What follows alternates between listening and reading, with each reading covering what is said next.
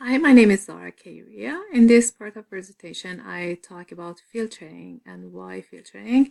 Although our group doesn't agree with filtering at school, but we're curious to know what studies and researchers show us about the necessity of filtering and the efficiency of it. So that's why I discuss the pros of filtering here.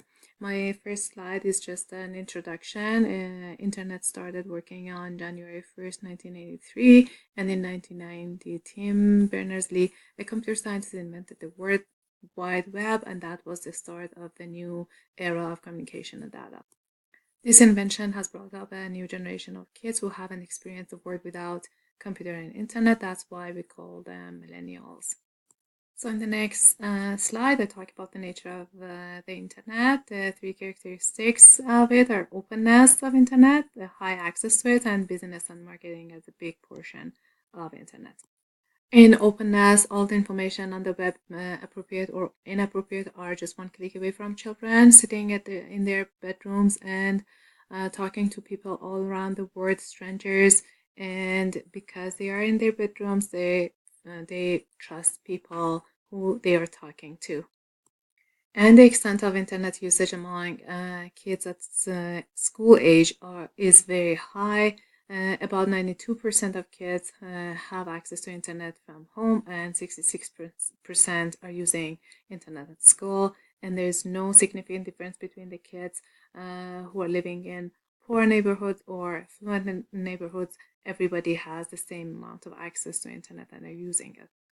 And of course, marketing is very important. Businesses are looking for more viewers. They try to absorb kids as a big portion of the population using internet by commercials which are safe, unsafe, or sometimes unsafe content disguised as safe, which is an issue in these days. The second section of my presentation is about the risks of internet and harm. So the second section of my presentation is about the harms of internet usage for kids. There is a chart here showing by the Moore and colleagues showing the internet risks, including content risks, contact risks, and commercial risks. And the next slides are 5 groups of internet threats for young people, to young people. And the first slide, the first category is the nature of the internet, considering the age level. That shows most of the information which kids are seeing online or getting online are not appropriate for their age, causing psychological issues like fear, aggression, trauma, and negative self-image, etc., which are big issues for parents and teachers.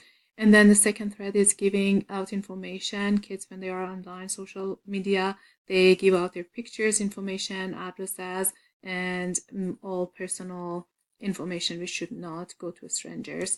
And still the rest of the giving out information, which shows there is parents are not aware. Most of the time parents are not aware kids are giving out their information. And the third threat is negative impact of exposure to porn websites, which is studies show that young kids, very young kids, they have exposure to these type of websites.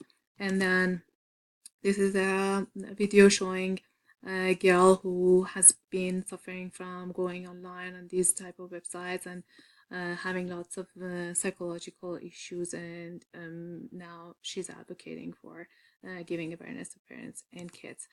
That which is available on the website you can watch. And then the fourth one is the impact of sexual solicitation. Again, there are studies that show that there are kids who are suffering from this type of problems online. And the last one is racial, hate related, and threatening materials. Lots of people have reported having these issues, being threatened online, having exposure to violence, sexual content, racial hatred, and those type of issues online. And the third section of my presentation is about types of prevention.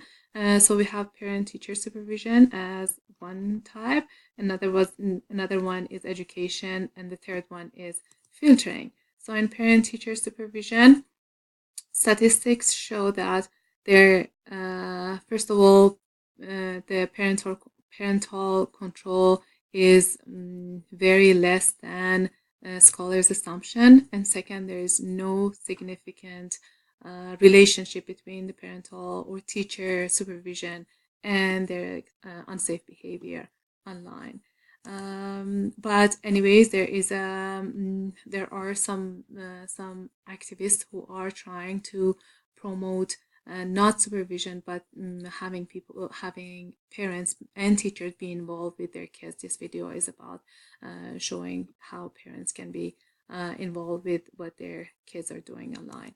And the last one, the second one is education. So education, it seems that is the most important method in preventing these behaviors. Teaching kids, parents, teachers, developing materials, programs. This shows a very crucial role in changing behavior online. And the last one is filtering. And so filtering is just blocking the unwanted, unsafe, undesired content of internet and just passing through the materials which are wanted and useful. We have three types of filtering: content filtering, exclusion or black filtering, and inclusion or white filtering. And here are how they work and how they do the filtering. And then the last slide is about the efficiency of filtering at school. The studies showed that although there are lots of teachers who want to have filtering at school, they feel it's easier to control the behavior and to have less exposure, less disruption. But the average efficiency of filtering software products, which are shown in the studies, is just about 30% of the undesired content. So based on all these, we can say that education is more efficient, and we can have a combination of both education and filtering, but education plays the most important role in having a safe environment online.